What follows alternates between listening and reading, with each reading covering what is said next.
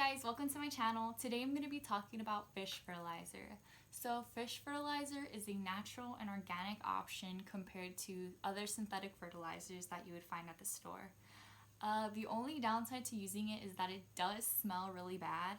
So I would recommend to fertilize your plants outside. Always want to remember to only fertilize your plants during the growing season. Depending on your plant and where you live, the growing season does vary, but usually it's from spring to summer, and you don't want to fertilize your plant during fall or winter because they won't be needing those extra nutrients. But for any fertilizer, no matter what brand you have, you want to read the recommended portion sizes on the back.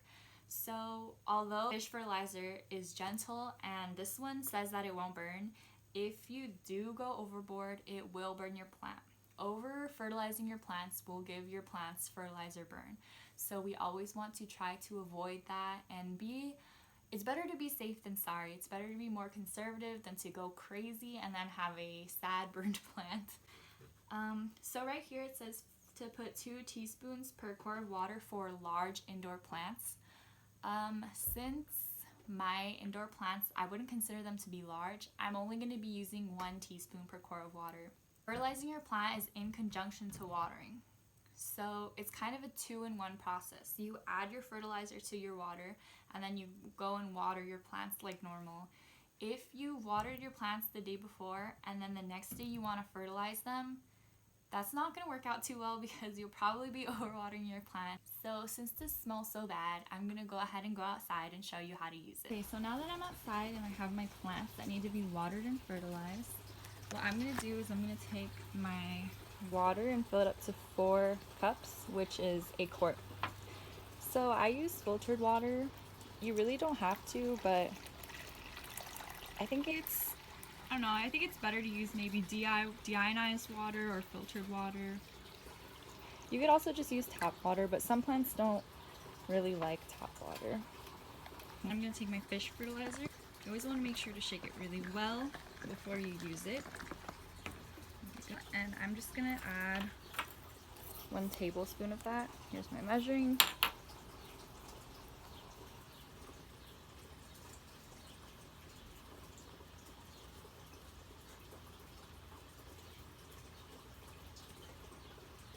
Okay, perfect. And I'm just going to add that.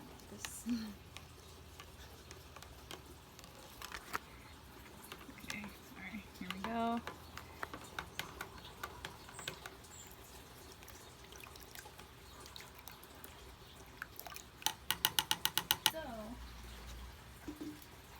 You can always water your plants how you normally would. So I'm going to water my sable blue pothos. There we go. Just like normal.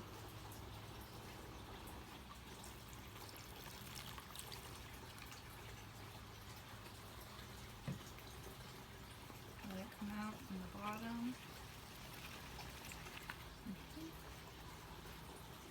Another soaking.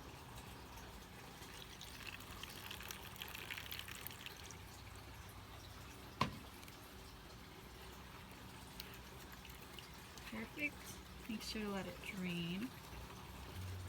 Okay. Now I'm gonna do my peace lily, which really needs to be fertilized and watered.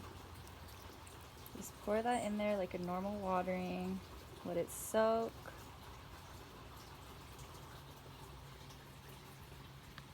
Okay. And then make sure your pot drains. Just gonna set that over there. Also, instead of directly watering your plants, you can put them inside, like a container with fertilizer in it, and then it'll just soak it up. I'm gonna do that with my roso as well.